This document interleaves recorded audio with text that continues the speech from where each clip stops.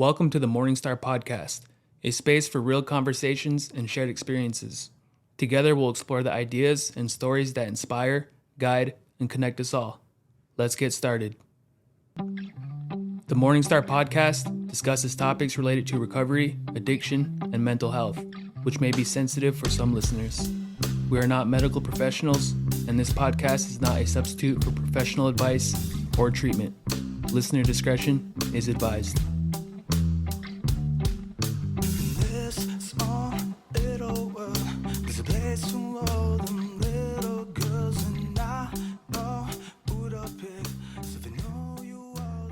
All right, everybody. Welcome back. Thursday morning.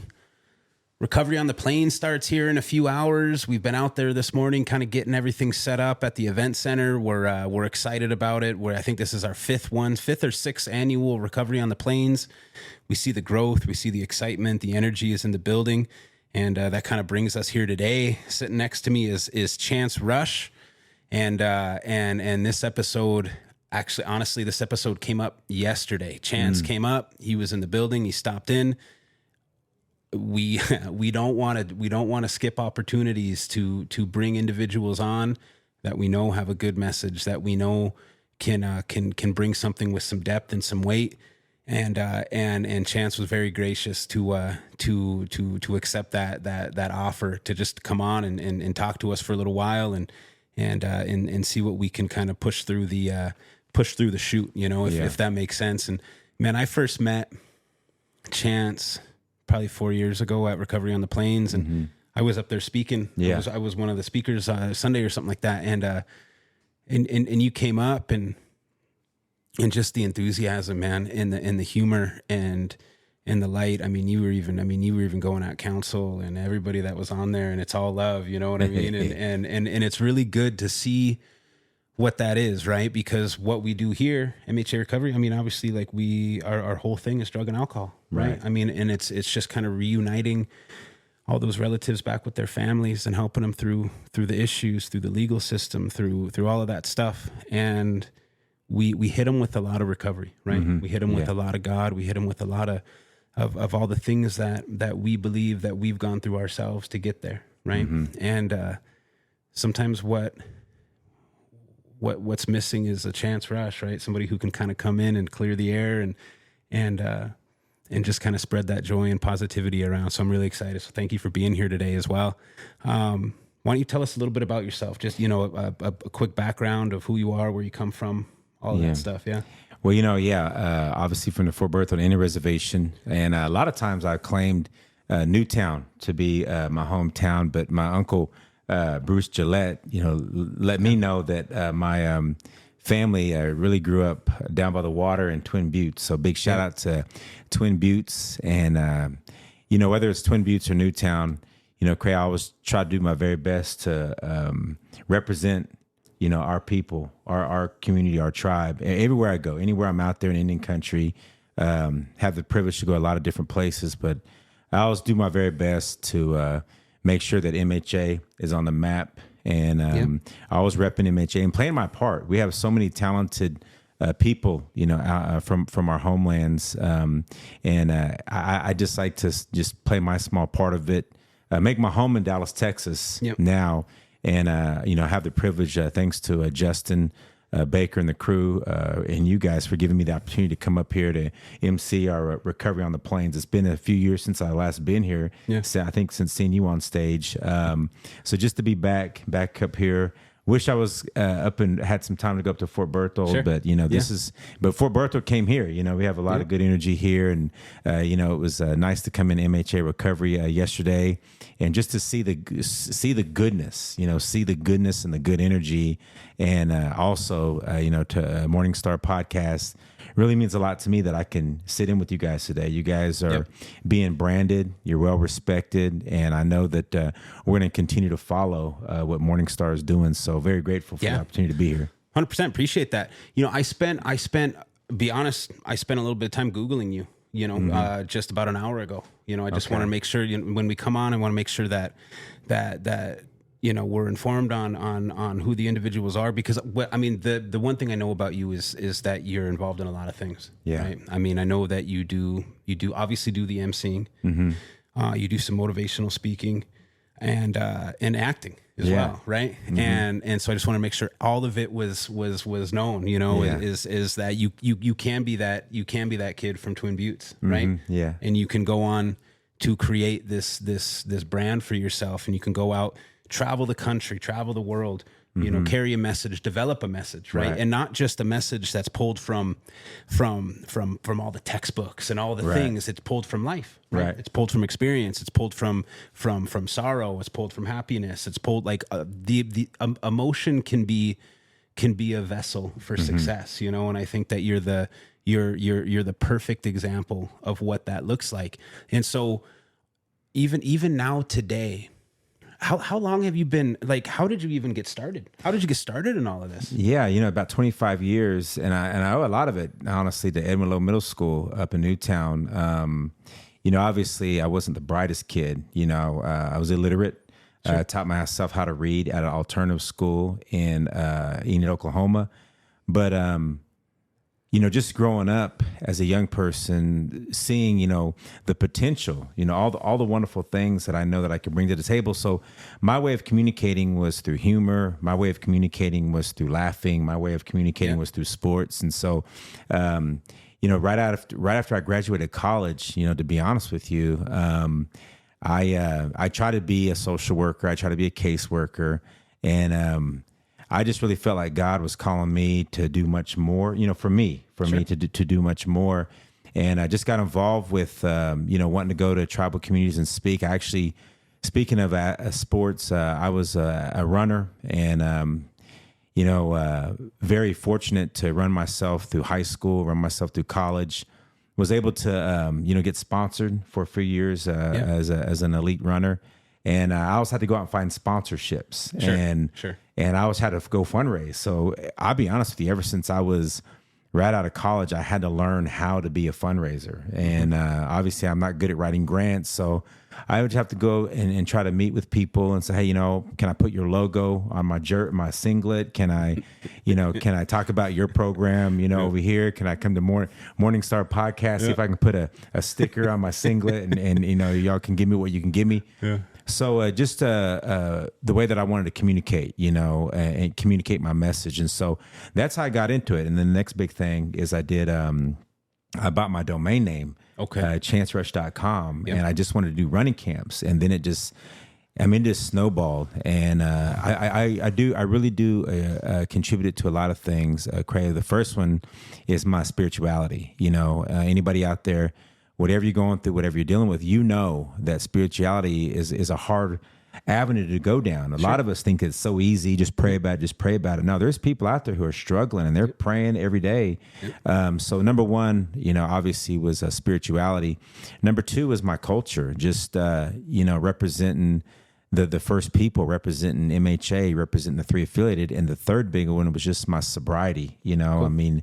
Something that I've always strived to do was to live an alcohol and drug-free life, not to talk about it, but because there's people out there who are struggling, and I want to be a vessel and an example and, just an encouragement for them, So that was pretty much how I got into it. Outstanding. Yeah. When we talk about spirituality within this thing, pretty much everybody in this building, most of our employees are individuals in recovery. It's no secret, individuals who have started from the bottom, from the gutter. Right. Have been through the legal system, have been through, all the things that come with addiction, that come with alcoholism, and then treatment, sober living, MHA sober living. Right. And then back in, making moves, going to school, being employed, being gainfully employed, being respected back in, being allowed back at their grandma's table for Thanksgiving, the things that we never thought we were capable of, the things we never thought we deserved, right? All that, the pity and the sorrow that we come in, right? And then we talk about the spirituality. What does that mean? I remember when I got sober about 10 years ago, almost 10 years ago, I was sitting there and it's like you said, I was praying, right? I was praying a lot, and I felt like I was doing really good things. And then I also felt that I was still trying to run my own show, that if I put myself in charge of what that looks like, combined, sprinkled with a little bit of this, right?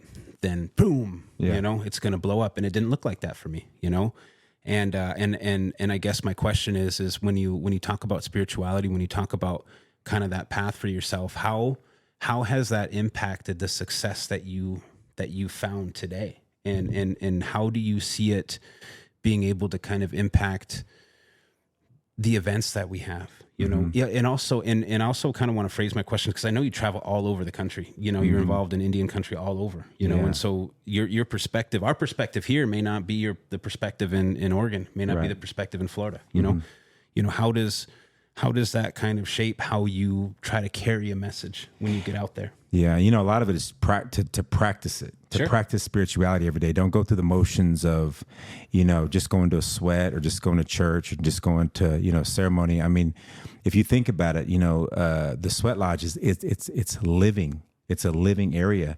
The ceremonial grounds is a living land.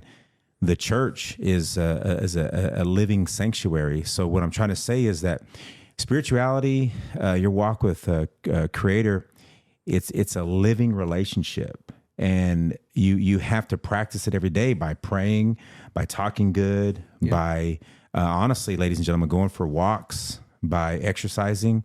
That all those are forms of spirituality. My father, Don Rush, always told me, man, like, son, you're not guaranteed tomorrow. You only live life once. You only here one time, so be good to everybody. And the more that I practice spirituality, the more I understand how rewarding it is. Because, like I was saying, bro, it's also a struggle. It's a challenge to be spiritual. A lot of people think that it's easy. It's a challenge and it's a struggle. And we have relatives right now who are fighting a disease that they're holding on. That's all they're holding on to is spirituality. They're not holding on to AA. They're not holding on to going into an event. They're holding on to spirituality and just keep that living. Keep that going and flowing. And so, and as far as being out there, it's just always important about connecting energy. We like to connect energy back on the res, but maybe we want to connect energy in Bismarck. Maybe we want to connect energy like maybe in a non-native environment, in Bismarck and elsewhere. So it's all about connecting energy.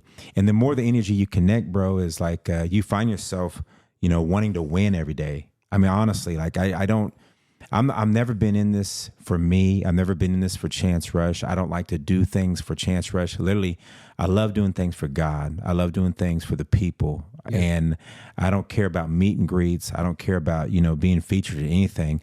I love being a vessel for our Heavenly Father. I love being a vessel for Creator. And when you connect those energies, like you want to be that person every day. It felt good, man. Today, jumped up, went for a 45-minute run, just to be in prayer. We're excited about coming to this, excited about being up here. I wish I had some time to visit back home, but just to be here, come to the center and just see like the energy here. Yep. We have people that, that are helping people. We have people that want to get helped here. Yep. We have people that are just on the up and up. And, one thing that I just always want to push is like, facilities like this and the connections and the relationships like this, like the pettiness needs to be pushed out. The politics need to be pushed out. The whatever it is that this things that want to like hinder the gossip and all that. I mean, just, the goodness in here. I think that's one reason why I was so excited to get back. But if there's any advice I can give anybody is stay in your spirituality and don't only pray when you need help. Don't only pray when you're going through things, but man, pray when you're winning. Yep. Pray when you're winning, because when you pray when you're winning, you're going to win more. So anyway, that's my little bit on spirituality. Love it. I think when we talk about, this is my opinion. I don't want to speak for Jared and MHA Recovery, but when I think about the genesis of MHA Recovery, it is what it is now, right? 150 employees. Wow. In total, I mean, there are 11 sober living homes, Good Road, this building, Healing Hearts, right? I mean, there's so much infrastructure. There's so many clients coming through, the programming. I mean, everything has that scaled over the last 8 years. When it started, this is what I believe how it started is 7, 8, 9 years ago. Justin Baker, Morgan, those guys getting sober, picking people up, taking them to the airport, making sure they're getting a treatment, right? Yeah. That's where that thing was stamped. In my opinion, is the culture of altruism was created within that. Yeah. If that makes sense, you know, because absolutely. recovery is not just it's not even just, it's not you do something for me and I do something for you. That's not how it works. That's not the success of it. That's not why it's created. That's not why we do it, right? We do it because some guy gave his time to help me, right? So what's the best? What's the best that I can do if I'm being called to help? Am I going to answer that call, or am I going to just try to do what's right for Cray at the time that's best for Cray? You know what I mean? Because selfishness, self-centeredness, it's the easiest thing for us to get sucked back up into, you know? And you're talking about running, and you were talking about all of that stuff.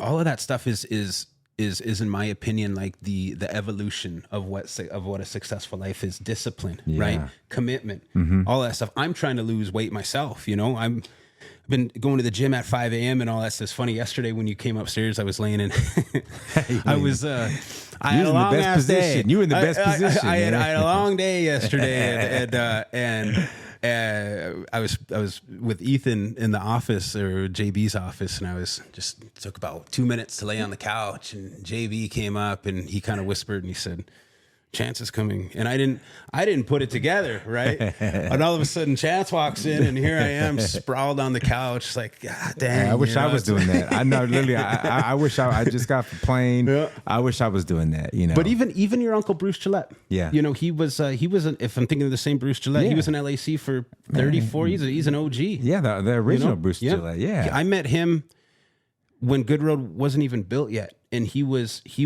the one that was working to get Good Road off the ground. I don't know if you know that, you know, and he hit me up asking me some questions about just like some staffing stuff like that. I mean, he was just getting it done, you know? Yeah.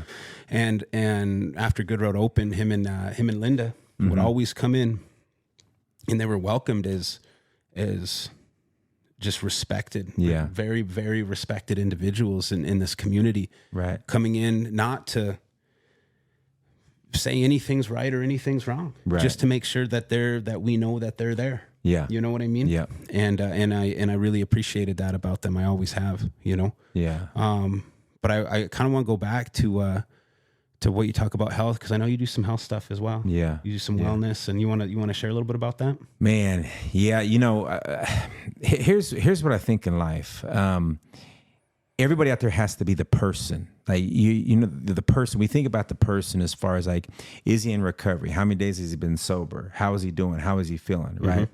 And so, you know, if I had a chance to talk about wellness, one, I would say, you know, be the person first. If that's morning walks, if that's eating better, if that's getting more rest, if that's spending more time with the ones that you love, that is a huge form of wellness, and that's a huge form of health. That's a huge form of physical ability, is to put yourself in a presence where, you know, you have a chance to win. So I encourage people to be the person first. Yeah. If you're the person, people will see you as the product. And the product is somebody that's working hard, that dresses nice, that is doing some really nice, great things for the community. So when you focus on being the person, they're going to see the product, which isn't a bad thing. Being a product isn't a bad thing. Yeah. And then when you're the person and they see the product, you'll see production. The production does everything for, you know, giving you, you know, helping you make money, giving you opportunities to go place and do things, opportunities to build podcasts, opportunities to, you know, get promoted. Yep. So it has to be the person. It has to be others seeing you as the product, and then everyone sees the production. I think that is in the era that we live in, that is a huge form of health and wellness, is that when you hone in on who you are, people will see what you're doing, and then everyone will come together and prosper from it. I really believe like that's part of the movement when it comes to recovery and sobriety and willingness is that like we want to get through this. This is from what I know, this is a disease that like nobody wants this, right? I mean, people want to be away from it. It's something that controls them. I don't want to knock nobody, but like real quick, Cray, about 1 year and a month ago, anybody that knows my big brother, DJ Rush, Don Rush Jr., I mean, this guy, his heart stopped twice. He had cirrhosis of the liver, and I mean, he was done. And a year and like a week so ago, he had a liver transplant, and he's alive and well. Listen to the podcast right now as we speak. You know, but it's one of those things where now that he knows that he has a second chance at life, he's never going to go down that road. He's never going to go back to that. And so the reason why I bring him up, obviously because he's from back home, but also I bring that up to say like we have to be invested with people who are going through disease and addiction. We have to encourage them. We have to like. Here's the big thing: we have to be inspired by them. Right. We try to inspire people. No, anybody that's going through something, we have to be inspired by their story. Another example is my son. My son's dealing with addiction, right? I mean, here I am. His daddy's traveling all across the United States, doing what he's doing, and passing out good medicine everywhere. But my son is going through what he's going through, and I've been praying to God. What I found myself doing, Cray, is I've been praying to God to see results, and not praying for what God is doing with him. Sure. That's where we have to be, is we can't be wanting what's best for our loved ones who are struggling for something that we want to see. We have to pray for them and just continue to see what God is doing in their life. When I saw my son 2 weeks ago, he was over 90 days sober and he lost 15 pounds. Yep. But I was too worried about, I want my son to do this, I want my son to do that, versus just letting God run it, So anyway, I don't know where I got off on the question. Go ahead. No, that's great. That's great. I mean, look, early recovery looks different for everybody. I got sober when I was 28 years old, and I swear to God, I did not know how to do laundry. Right. I was stunted, and I mean that. I didn't know how to do laundry. I didn't know how to manage a bank account. I didn't have possessions. I didn't have ambitions. I didn't have this. I didn't have that. I just wanted to stop drinking. I wanted to stop doing drugs. I wanted to get out of the legal trouble I was in. I wanted my family to wrap their arms around me again. That was it at the time, right? Right. And so you look at this thing, right? And I'm guessing your brother and your son as well are kind of going through this of like, there's this fear because you've lived like this for so long. That it's become the reality, right? Yep. Alcohol, drugs, dope, all that stuff has become the reality. So it's clear now, right? Yeah. Like it's like it feels like the slate is clean, and then you look at what the future is, and you're like, man, I have some catching up to do. Yeah, and that can be kind of terrifying to face. It can be emotional. I remember that's how it was when I got dropped off at a treatment. Pure emotion. And how long have you been sober? Almost 10 years. Okay, so I'm asking you because we're on MorningStar Podcast, and I'm sure that everyone else has a story to that. Okay, 10 years removed from substance. Number one, what type of accountability do you see yourself providing for the community? Like, what are you accountable for? And the second thing, speaking of fear, is do you ever get scared that this demon may try to show up again? Those are great questions. I mean, honestly, Chance, this is my opinion, right? Is I took so much from the community when I was out there, Right. I was everything that society just says is bad. I was a thief. I was a liar. I was a con artist. I was aggressive. I was everything, right? Racking up charges, in and out of jail, all the things, And how do I try to show up today? I was taught at early in recovery that one of the most valuable principles or values I can have is do what I say I'm going to do when I say I'm going to do it. Don't be aloof. If you commit to something, follow through. We're so good at saying, you know what, man, I'm going to be there. I can't wait. I can't wait to see you, Yeah. And then in the back of your mind, it's like you're waiting for the next best thing. Yeah. And so I don't look, here's the thing is I don't consider that I still have this life debt to the community. Right. I'm square on so many levels. Right. That being said, if I get a letter that I need to go show up for jury duty on this day, I'm going to be there. Okay. If I get a letter saying I owe some taxes on this or owe some back, you know what I'm saying? Like I'm going to make that square, because it's just how I feel.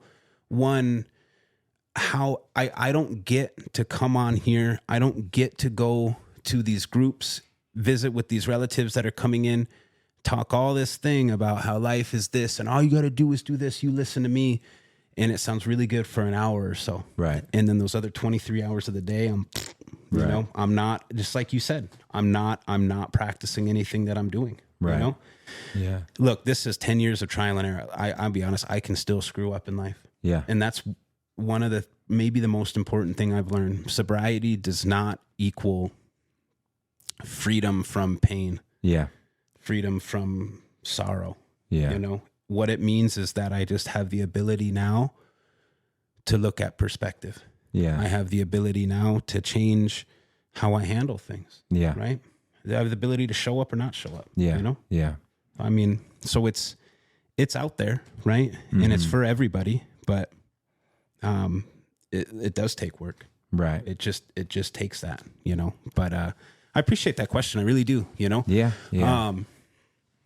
When as you go around, right, and as you travel the country, and I'll be honest, I was looking at, like, you even have a schedule. You have a schedule of kind of where you're at. You're all over, man. Yeah, it's really cool. Let me ask you, I guess, first question, is most of your work surrounded with the tribes? Pretty much. Sure. I choose that sector. Yeah.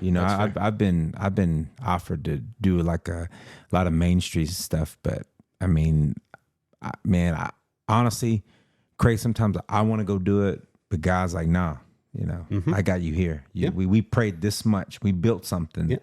So, yeah. Do you find that the things that you grew up with, the issues, and we'll get into that here in a little bit, but the issues that you see with MHA, with addiction, family, mental Mm-hmm. health, stigma, all that stuff, all the social issues on the reservations, do you see different areas working on them to combat them in a different way? And have you been able to kind of like compartmentalize them in a way that is beneficial for all? Does that make sense? No, it does. My answer would be, I always try to look at good things to want to be the best. Mm-hmm. And when I roll up to MHA, one day, I think at one school I went to was Twin Buttes. It said Home of Champions. Sure. I live by that, bro. I live by that. Yeah. And I don't know if there's anybody else that cares that I live by that, but I live by that. And I want to do something all the time. I love working with tribes all across the United States, but there's nothing like holding up that MHA banner at a conference. There's nothing like wearing that MHA medallion around my neck. Yep. I mean, it's just that's me. And as far as as far as like just kind of, bottling stuff up or whatnot, I always look at good things to want to be the best. And I think a lot of people respect me and appreciate me because I always try to, just do the very best that I can to be an example. And I listen to the ones that think about it. When you guys became sober, think of how many people that you wanted to listen to that said, he's just going to come back. He's just going to come back. He's just going to slip. But you had to take those very few that you had to listen to that wanted you to win, and you had to hear them say what they say without you being upset about it. Right. So I mean, there's win, lose, or draw. You look at the good things to add to your good medicine, your good energy. Yep. So I agree. When you get sober, sometimes you again, this is my opinion, right? You get sober. Mm-hmm. You say, Dad, this is it. I swear to God, right? Mm-hmm. and you go through the motion, you go to treatment maybe, or whatever, you do it on your own, and you put some time together, 30 days, 60 days, 90 days, 6 months. Very quickly, family, they're high-fiving you. Right. You know what I mean? We love you, son. We're very proud of you. We love you, daughter. We're very proud of you. We're gonna make sure that you're good. I'm so happy that this demon is away from you now, and all of that, right? Yeah. And you sort of you embrace that, like you soak it in. Eventually, that becomes the expectation, Right. and the expectation is I got my boy back. Yeah. You know, and this is licked. What the parents don't see, or the kid or the daughter or the son, you know what I'm saying? Doesn't matter. But what they don't see is that individual, just because that day and just because those 6 months exist, right? You can't take that away from that individual. That individual has a inherent responsibility to continue to do the work in order to continue this, right? Because eventually all of that fluff and all of that happiness turns away, and what's looking in front of you is just life. Right. And you have a choice. Everybody has the choice, right? Not necessarily that I'm going to pick up and I'm going to go back out and relapse. Not necessarily that, but am I going to take advantage of the skills that I have? And Wow. if am I going to develop the ones Right. that I'm uncertain of? Right. And I think even having you, this is in so many ways, Recovery on the Plains is choreographed to present the best version of what a tribal member and MHA member is. Right. So we bring in the speakers. We bring in Jared's coming up. I think he's doing step 1 today. Right.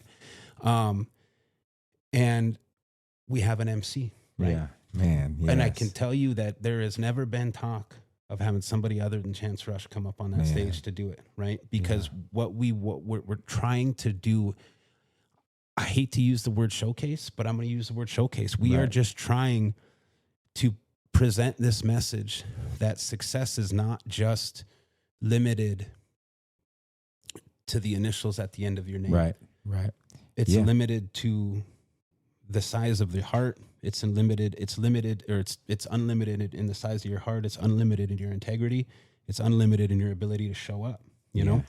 And it's, you put it all together and this is what you get. Yeah. You know what I mean? So, you know, another thing I guess I want to ask you is, what do you, knowing what you know, the experience that you've gathered, about life, and that doesn't necessarily have to be limited to addiction and alcoholism, just about struggle, you know? Right.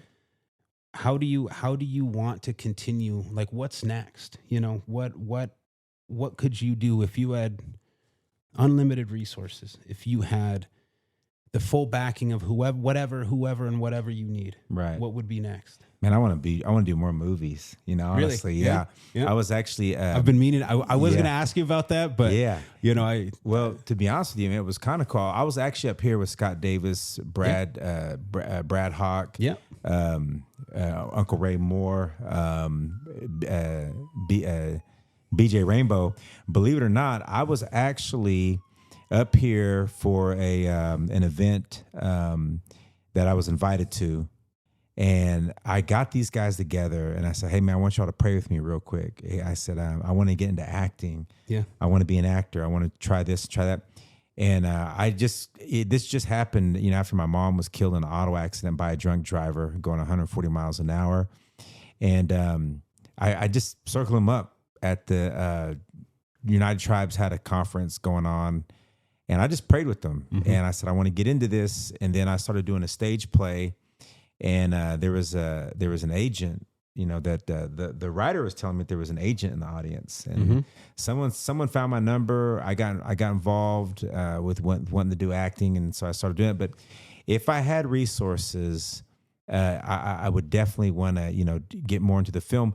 But to be honest with you, Craig, man, I always go after it. No matter what, I'm always going after it. You know, whether it's being a speaker, whether it's being an event MC, whether it's being an actor. I got a book coming out. Really? It's called From a F Student to a Motivational Speaker. It's just cool. Self-reflecting stuff. It's going to drop in October. I'm very excited about that. But, you know, you just have to keep going after stuff. You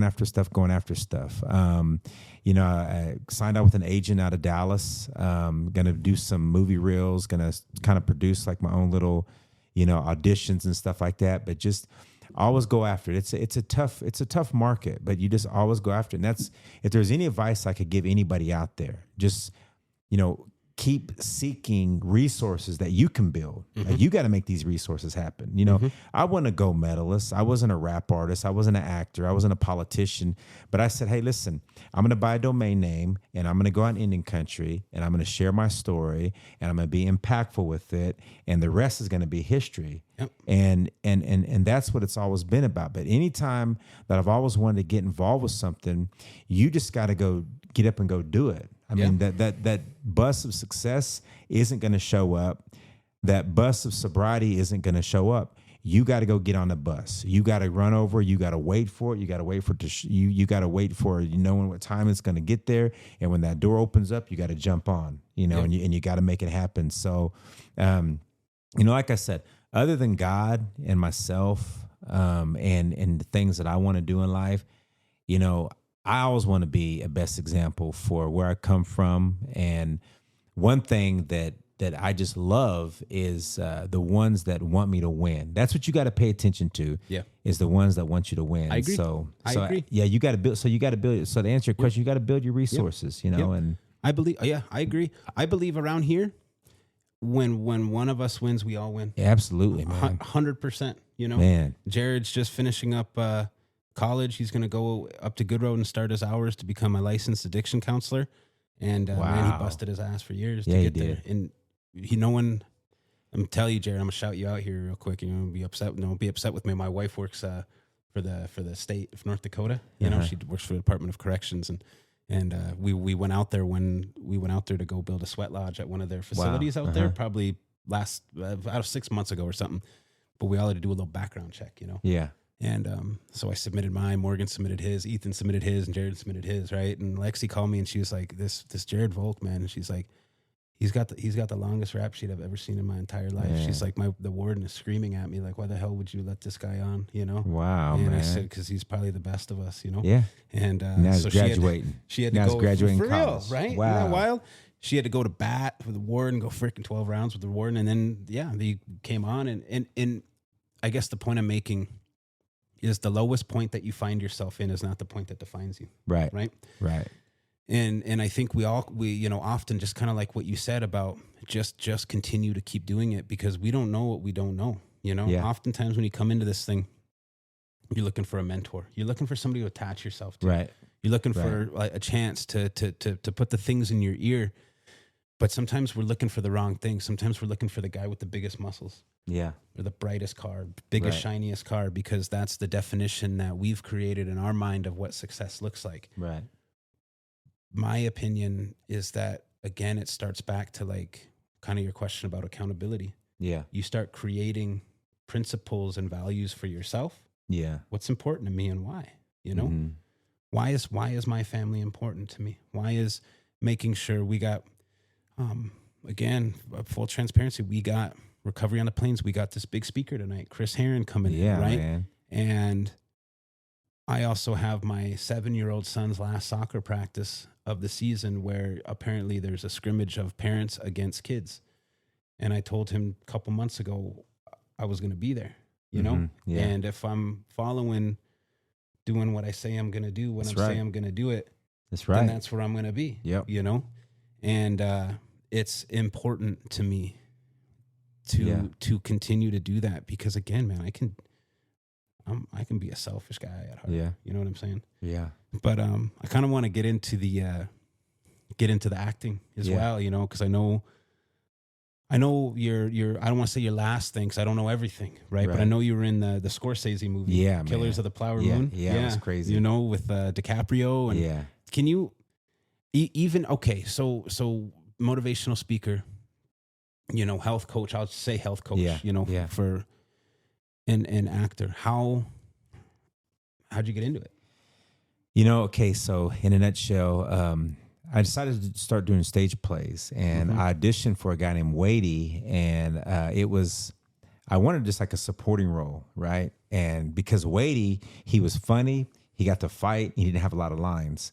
And so I read for him, and out of nowhere, the director, she said, I want you to audition for like a guy named John Ridge. So I auditioned for John Ridge. Wadey had like maybe 7-8 pages. John Ridge had a book. And so I auditioned for it. And I got the lead role in my very first attempt of a stage play. I got the lead role. Any acting experience? You know, no acting classes, no acting experience. And it's so natural. I landed that. And then, you know, we did 6 shows. We did 2 Friday and Saturday nights, and we did 2 matinees, back-to-back weekends. And I went from like not knowing anything to, you know, having it all down.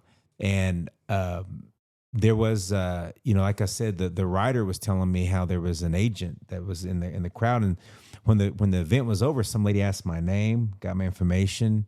And then somehow or another, I auditioned for Killers of the Flower Moon. I picked up a role as a Bill Stepson. They cut out 3 of my parts of the movie, but it's all good. But I got to be on set with, you know, Lily. I think Lily's,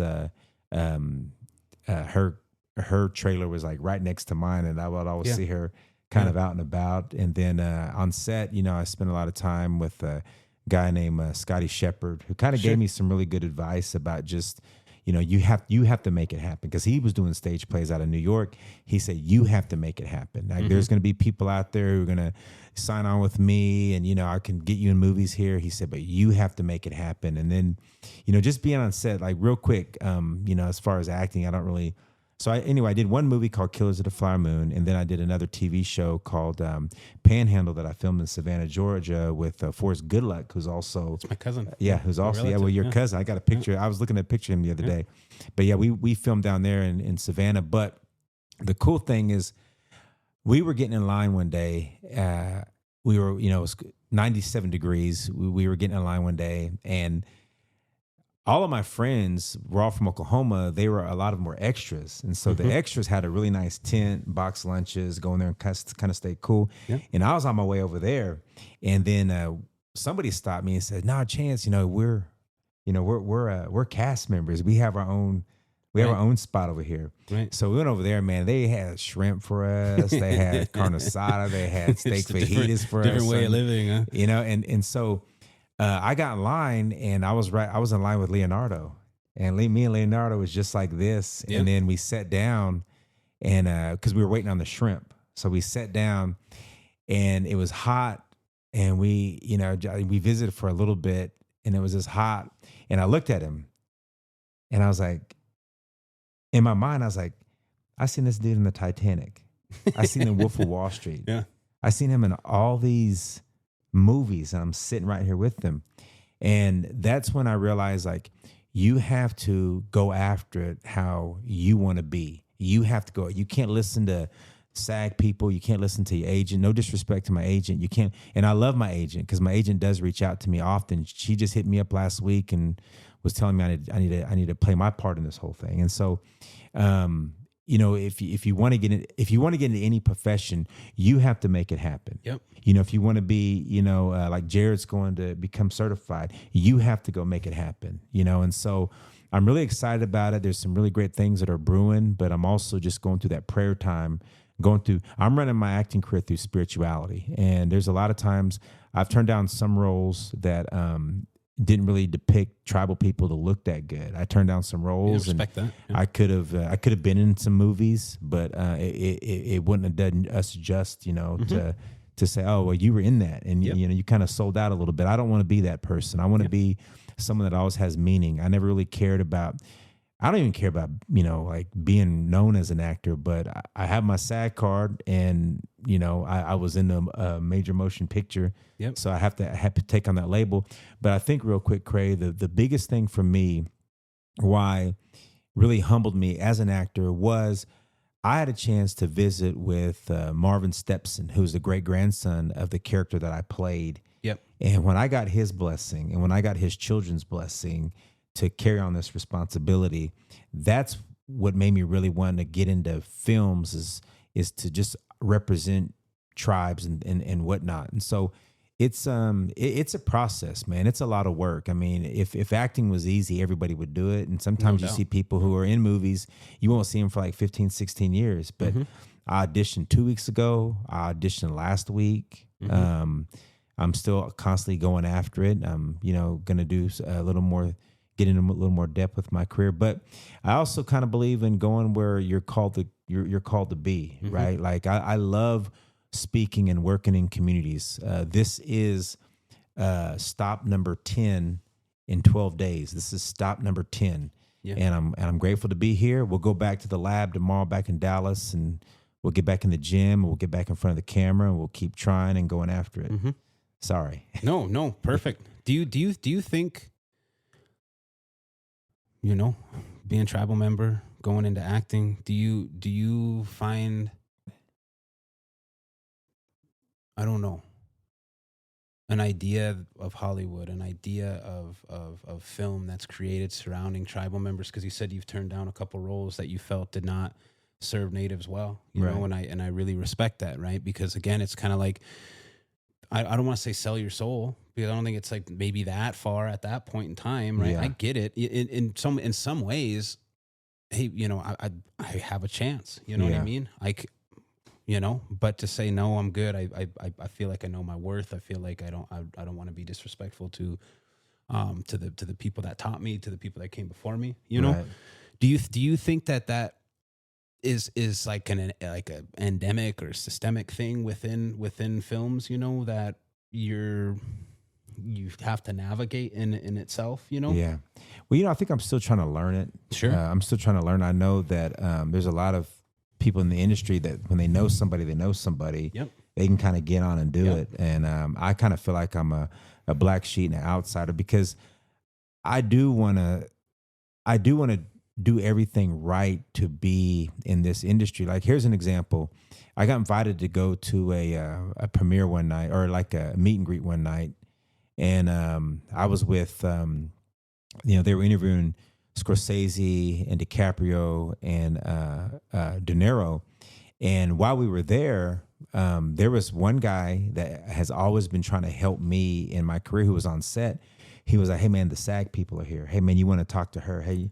And so I had some friends that asked me, they said, "Hey man, we're going out to eat after this. We're going to go meet up over here. You're welcome to come with us." I don't know who was going to be there, Cray. I don't know if any of the main actors were going to, like a lot of the main actors were going to be there. Sure. So I had that option to go do that and get pictures and put on Instagram, put on Facebook, and, be in the mix. Or I can go track down this lady and get in front of her and get my name. Get the opportunity. And guess what? I did that. Yep. I got my SAG card. Yep. I mean, you have to have references to get a SAG card. I went up, I sat and visited with her. So I passed up some opportunities to go do what I need to go do. Hollywood isn't, and especially for Indian country, and if there's anybody back home listening, like for my experience isn't like, oh, do a movie, now you got money, you can go do stuff in Hollywood now. Bro, I'm in the back of the line, man. There's people who were extras in Killers of the Flower Moon who are in line in front of me. And sure. I was so what I have to do is work hard instead of going over to the tent with the box lunches.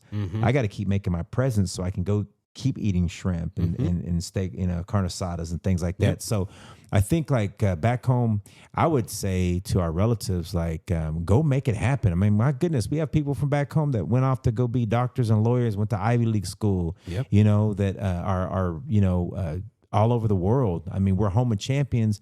So it's just one of those things where you have to make it happen. I wish I could say that I did Killers of the Flower Moon and life is set, but I mean, I do it for a living. I audition once a week and, get going back to acting classes and, all that stuff. Right when I land back in Dallas, it's like back to the grind. A lot of people think like, whether it's being a public speaker or being an actor or whatever, that like, man, life is just great. I mean, there's times I have to go to the golf course just to get my mind off of how'd that audition go. I got to audition tomorrow. I got to do this. I got to do that. So you always hit the ground running. Yep. You know that. You both y'all know that. I think it's kind of what's the expression when preparation meets opportunity, something like that. Yeah. And I think that's kind of what it comes down to is, look, we can grind and we can be down in the dumps and we can feel like our efforts aren't paying off, that I'm putting so much work into this thing and it's not there. It's not there. Right.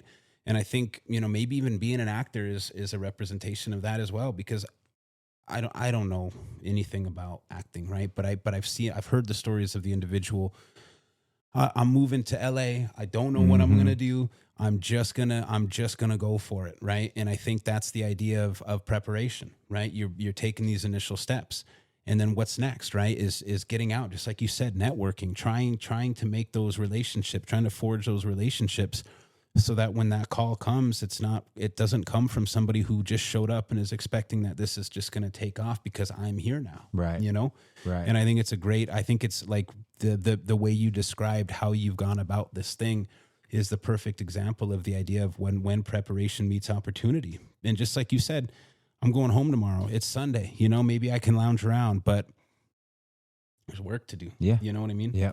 And I really respect that. How about, you know, if actually you brought up Forrest Goodluck, I got a funny story real quick here. My dad's listening. He's probably gonna be like, man, why'd you tell that story? But I have a house in Parshall, and Forrest I'm related to Forrest to my dad's side, and Forrest hit my dad up one day. They were doing a movie, How to Blow Up a Pipeline. Right. And they hit my dad up because I guess him and his film crew were like cruising through just back on the res or something, and came back and said, hey, do you have a place we can film? You know, we're doing a scene, you know? Yeah. And my dad called me and said, hey, can they use your house, you know? Yeah. And I said, yeah, that's fine, whatever. And so they went in there, they did their thing. And I was up there a couple months later, and I looked around on the walls, and I noticed all these white spots all over the walls, you know? And they had put up and I looked on the movie. I was watching the movie. It was my living room in my partial house, and they put all these posters up on the walls and, you know, that kind of thing. And when I took them down, they freaking pulled all the paint off of it, you know? Oh, dang. And my initial thought was like, this guy's supposed to be an actor. You know what I mean?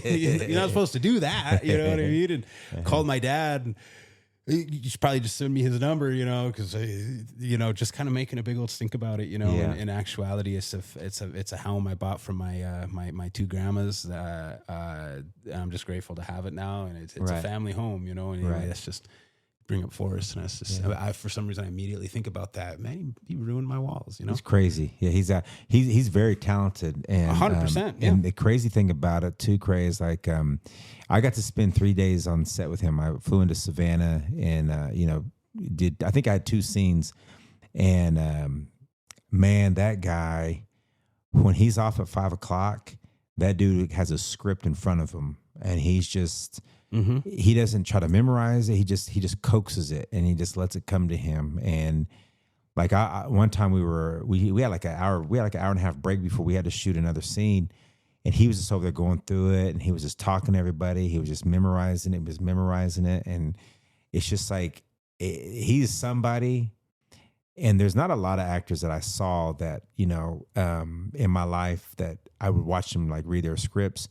But he was just so dang natural, and like when it was time for him to go on set, he's turned into himself, sure, instead of the character that he played, and he was just smooth, man, and he was a really good dude. You know, it was an honor to work with him, and I was trying to break out my phone. I was going to show you some pictures that we took in the. I think you gave it to Jared to get the Oh shots. yeah. No, go ahead. Yeah. No, go ahead. No, go ahead. Keep it. Yeah, but anyway, so I was like, man, did I leave it in the Uber car?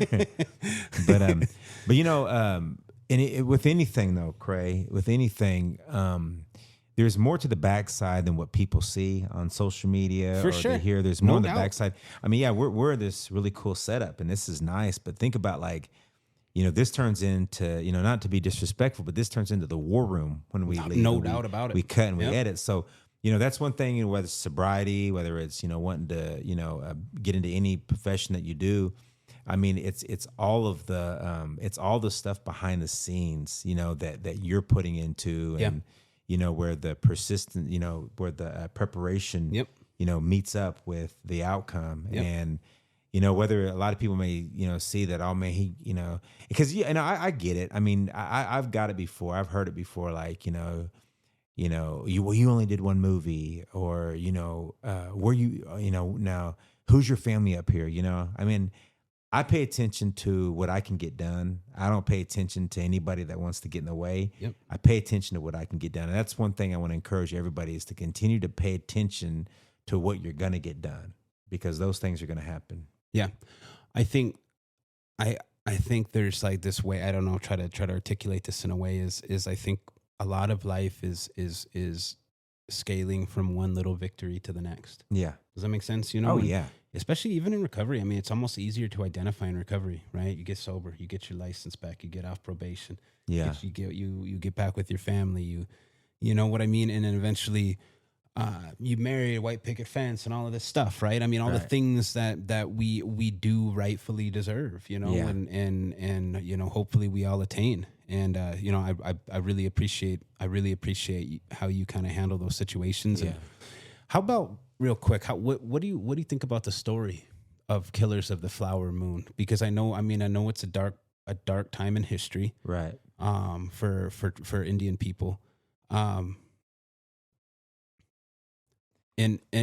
I feel like it you know, it can be a cause of trauma, you know, Right. It can be a cause of sorrow and heartache, you know, and were those things you took into consideration?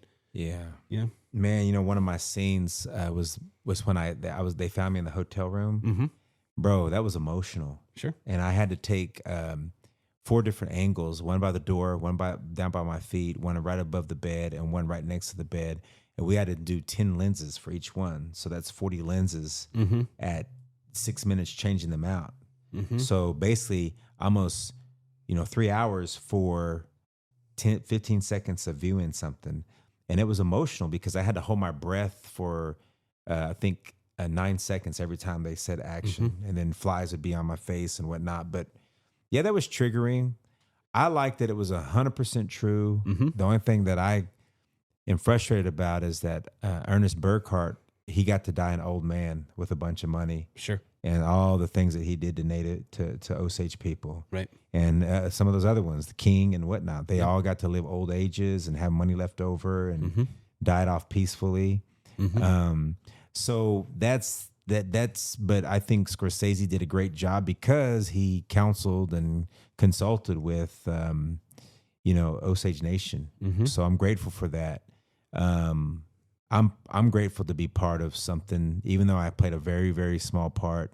I'm grateful that I had a part in that film, and that you know, it's not something I can put on a resume, but it's something that I can, you know that I did. You know, with those 4 guys, at United Tribes at the Civic Center, saying, "Hey, I'm gonna do a movie one day. Pray with me," and we did it. Yep. So that, like, to me, that's my little full circle, and you know, I'm very grateful for that. But I think, you know, that movie was the truth.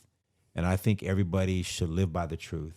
I think one of the reasons why I get the opportunity to travel a lot of places throughout the United States has nothing to do with, you know, a booking manager or, you know, knowing somebody that knows somebody. I think it has to, you know, when you're honest and you're real and you're true, God's going to open up those doors and he's going to allow you to go in them. But not only that, but you get to be a vessel for him when you go in there. So even like stopping in here, man, this was a big deal for me because, you know, here I am, you know, respected enough to come in here and be part of a MorningStar podcast. And I just want to encourage, you know, our listeners out there to stand behind MorningStar Podcast. They're doing a lot of really great things. You guys are doing some powerful things, and this is a great way to ministry. This is a great way to network. This is a great way to keep getting the good energy, the good medicine out there. So Love it, brother. Yeah. I got probably 2 more questions. Okay, go ahead. Knowing how busy you are on the road, keeping you away from home, which is in Dallas, you said, how do you continue to build with your family? Honor your wife, honor your kids. You know, do you get what I'm saying? Is making sure that they know that they're loved. Yeah. You know, and the reason I asked is that's a huge part of the listeners of what we go through is this idea that we've caused a lot of pain, and just because we're sober does not mean that we're forgiven of the things that we've done. You know, Right. So how do we come back into our loved ones' eyes? You know. Man, I feel blessed because there's so many times that I've taken for granted. And I realized that I have to, in order for this to be successful, I have to live my life on foundation. My foundation is, you know, my family, the cause of what I'm doing. And as long as I'm honest with my family, as long as I'm honest with the cause, I'm always going to get that support from them. Yep. And it balances out really well. What I love about my children is they know like this is what dad does. Yeah. He's not out there, doing all these crazy things to make a bunch of money. He's out there being a vessel, and he's out there doing God's work. And I really do see this as God's work. And so therefore you got those ones that stand by me and rock with me. And, you just got to build anything you want to become on foundation. I appreciate that. I really do. I really do. How about for the listeners, for the new guy, the guy, think you're talking to the guy right now with 72 hours. Right. And he's still shaking and he's scared and he doesn't know what's next. Right. And what would you tell that individual right now? I'm going to tell you right now, number one, put God first, no matter what. Number two, put yourself. It's got to be about you. Number one is God. Number two is you. Number three is your plan of where you want to go in life, what you want to do, what you want to accomplish. And number four is your team. You have to have the right team to build a culture, to advance, to win, to get ahead. You couldn't overcome what you overcame if it wasn't for, having the right team to talk to you. Same thing with Jared. I wonder if on his rap sheet, being a Bronco fan was also on that. But in that, you have to have the right team. So it's those four things. Yeah. God, yourself, your plan, your team. If you do it in that order, so many doors will open up for you. And I'll tell you right now, Craig, I get to do some amazing things because I just live off of that. God, me, my plan, and my team. And I know that, we all think that we have to go everywhere out there to find out how to be successful. It's the simple things. So if you're listening out there and you're at the starting line, just know when you run this race, you may fall. And God doesn't have time to come back and pick you up. God says, get it right where you fell and keep it moving. So for some of us who are starting the race right now, let's go. God, you, your plan, your team. Love it. Yeah. Love it. And this was good. This is powerful, man. So people, stand by MorningStar Podcast. Invest in it. Support it. Shout it out. Yeah. Make your way online make your way to the studio and fight to be a guest one day. I think when we started this, it was just we believed that it was a necessary thing. Right. We could bring in a speaker with a year of sobriety almost every damn day for the next year, right? Here's our opinion, right? Here was our belief is we do those, we do have those individuals on here. Sometimes what people need to hear is what's available out there, right? That's true. Bringing in the individuals who have, truly, just for lack of a better expression, have tasted what that success looks like, and can speak a little bit about, the trial that it takes to get there, Right.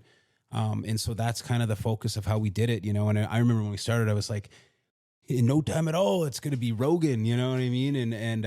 And what I can tell you, just like you said earlier, right, is these things take work, man. But what I also can tell you is that from episode 1 to where we're at today, I think the amount of viewership, the exposure that we're doing, we're working on some other things and just to scale it as well. We go mobile now, we'll be at Recovery on the Plains, these guys got little microphones here. So cool. They'll be out pulling people out, doing interviews. It's exciting. So Chance, man, I really appreciate you taking the time to come out and just talk to us. I know you're a busy guy. I know you came up here for Recovery on the Plains. I know that was your focus, but when you were approached by doing this, it was a yes. And, absolutely. And what I really respect about that is that it's not about this. Mm-mm. You know what I'm saying? Yeah. It's not about, it's not built in, Yeah. It's hell yeah. Yeah, man, I'm let's free. go. I'd love to come. And, Let's go. for the people And I really respect that. I really admire you for it. Recovery on the Plane starts this evening. If Jared is able to bust something out here, we won't hold him to it. I know it's a busy time. If he is, it starts this evening at Bismarck Event Center. Registration opens in about an hour and a half, actually. Yep, 2 p.m. Chance is going to be on stage here. Are you with us just tonight? Yeah. Unfortunately, I'll be in Charles the Ground tomorrow. Chance will be on the stage tonight, kind of getting everybody riled up again. You know, so we're excited about that. Look forward to it. Follow us as well: TikTok, YouTube, Facebook, all of the things, Spotify. I appreciate it, man. I really do. Thank you for coming out. I appreciate you. Yeah. And best of luck, Jared. Congratulations on graduation. You guys all tune in. MorningStar Podcast right here, making a change, making a difference. And thank you for all your hard work, and thank y'all for listening. We'll see you next time. Peace. In this life we live free, yeah. In this life